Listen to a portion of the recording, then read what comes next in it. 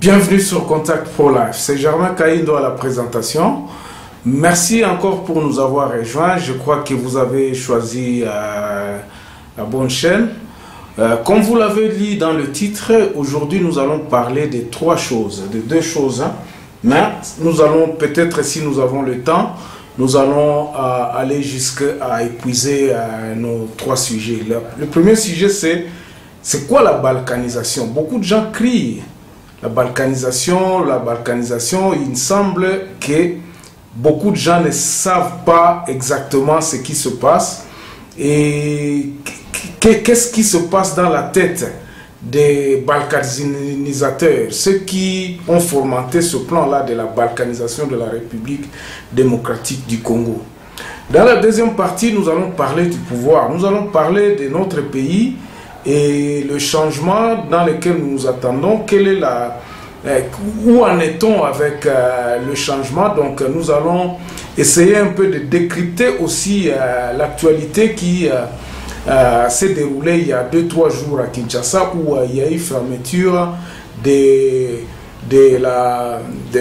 l'Unikine. Donc l'Unikine est fermée. Bon, donc aujourd'hui en principe c'était le dernier jour où il fallait que tout le monde qui se trouvait sur la colline inspirée puisse évacuer et donc on ferme l'université. Et puis dans la troisième partie, nous allons parler de l'armée, nous allons parler de la gestion de notre pays, des 100 jours de notre nouveau président de la République.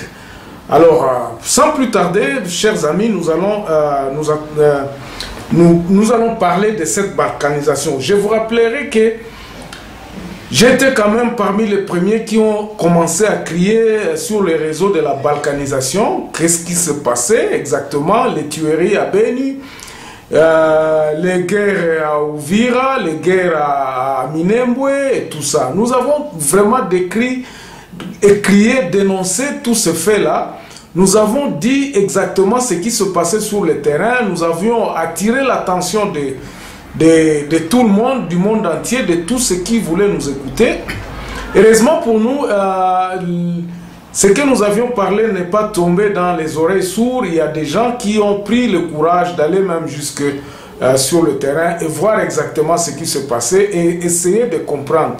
Je parle ici de Monseigneur Ambongo de Kinshasa, donc l'archevêché de Kinshasa, qui a pris le courage d'aller et il est revenu à Kinshasa pour essayer un peu d'expliquer, malgré que tous les députés nandais, tous les députés de Fizi, de Minembwe, de l'Est, qui se battaient pour exposer la situation à Kinshasa, mais personne ne voulait attendre quoi que ce soit. Mais heureusement aujourd'hui que les gens commencent à parler, les gens crient qu'il y a balkanisation, mais effectivement aujourd'hui, je vais vous révéler encore une chose.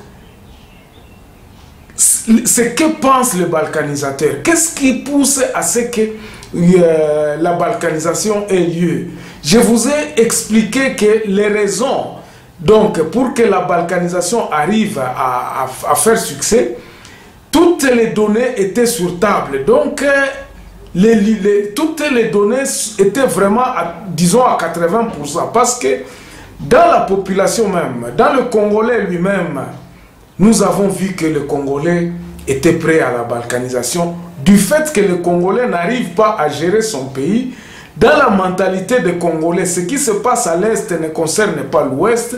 Dans l'individualisme même du Congolais, elle prépare elle-même la balkanisation. On voit les gens qui sont au pouvoir de dire que Tournabiso Yangoyo.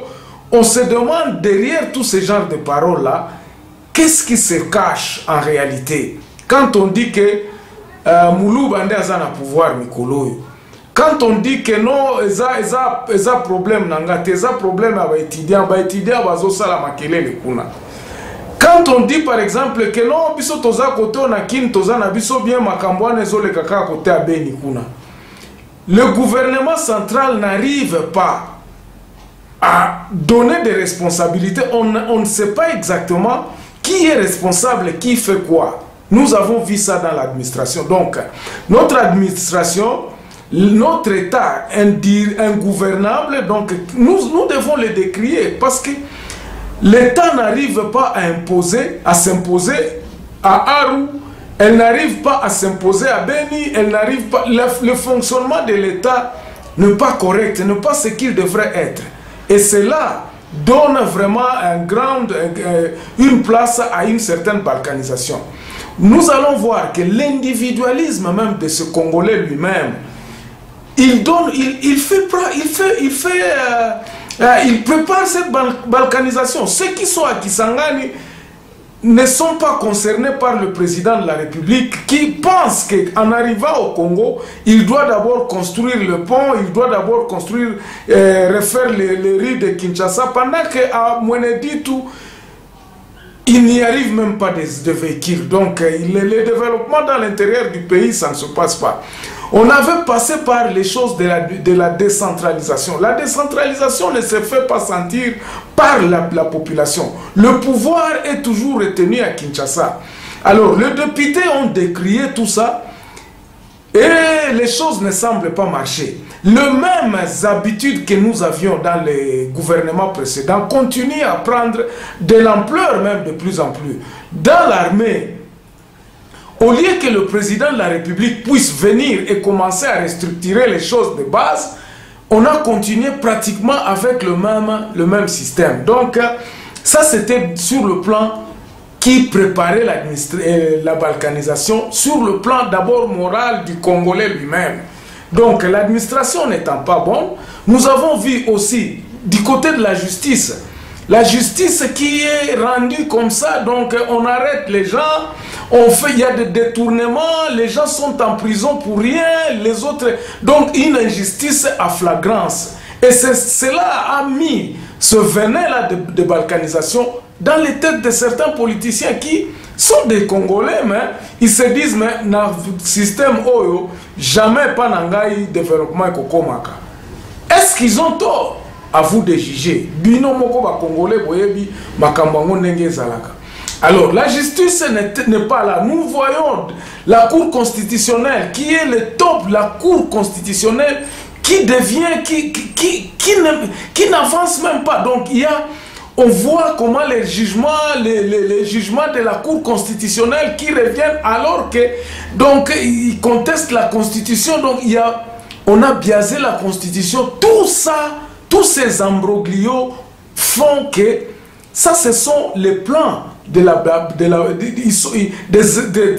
éléments vecteurs de la balkanisation. Donc, le Congolais lui-même, à ce stade où nous sommes, en tout cas pendant les 18 années après le règne de Mobutu, nous avons vu ce venin-là se développer de plus en plus et nous commencions à comprendre que non, il y a des choses qui n'allaient pas. On va prendre dans l'armée, du côté de l'armée, n'importe qui est militaire. Et on a vu des brassages de gens qui n'étaient pas des Congolais entrer dans l'armée. On a vu les militaires, les généraux qui s'enrichissaient, qui faisaient leur milice pour protéger et pour occuper certains endroits de la République démocratique du Congo. Et au vu et aussi de tout le monde. Tout ça, ce sont des pratiques qui ont fait que cette idée-là, les tueries de Beni ont commencé, les sécessions, donc je parle de sécession, excusez-moi le terme, les guerres ont recommencé entre les tribus à Uvira et le balkanisateur justement profite dans cette histoire-là pour dire que non, bon, ok, nous avons nos éléments dans l'armée, nous avons l'administration. Si nous disons par exemple aujourd'hui que non, nous allons couper l'Est, les gens de l'Est pourront être même tentés à accepter cette idée-là, et c'est ce qui se faisait. On a vu les gens qui étaient lésés, on a vu des parties de l'Est où il y avait un vol. Beaucoup de gens volaient à ciel ouvert.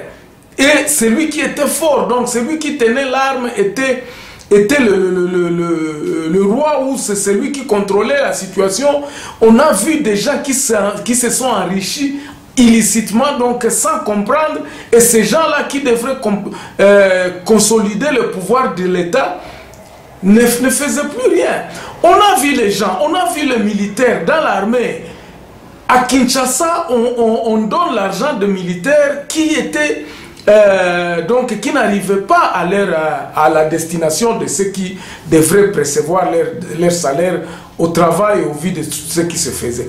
On voit tous ces histoires-là préparer justement et continuer à préparer justement le plan, l'esprit de la balkanisation. Alors,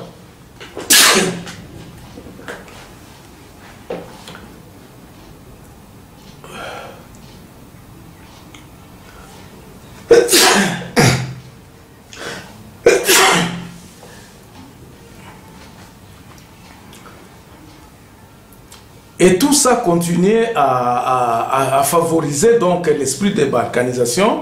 Donc c'est ça, ce sont des éléments que tout analyste et tout le monde, tout observateur qui est averti, il va regarder, il va voir effectivement que non, Mboko et Zambokate.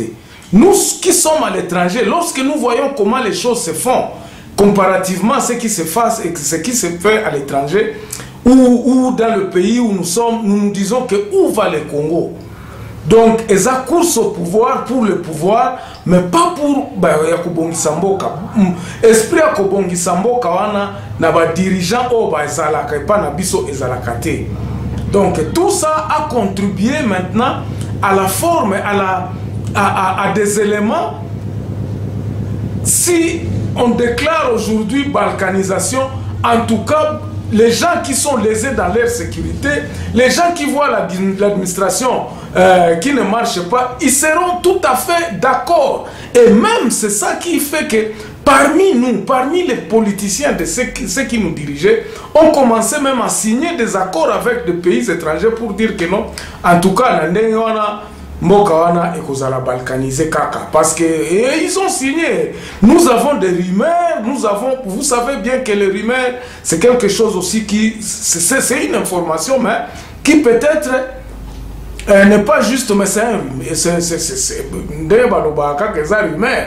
Mais il n'y a jamais eu de fumée sans feu. Il faut que nous nous mettions ça en tête. Donc, Babylone, Kwana Nyoso, Ezaki Ko Salaf, Ezo Pesa, balkanisation Nzela.